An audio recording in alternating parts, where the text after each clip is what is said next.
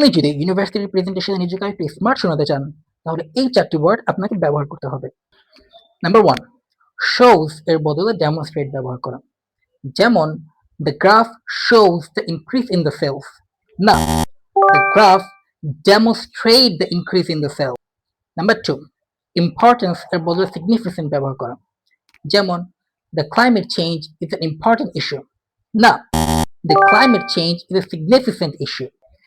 Number 3, look at এর বদলে analyze ব্যবহার করা।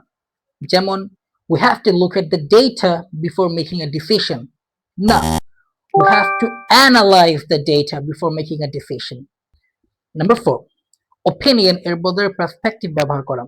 যেমন, in my opinion online learning is effective, না, from my perspective online learning is effective. শুধু এই কয়েকটি শব্দ পরিবর্তন করলেই আপনার প্রেজেন্টেশন এবং পাবলিক স্পিকিং অনেক বেশি প্রফেশনাল এবং আত্মবিশ্বাসী শোনাবে।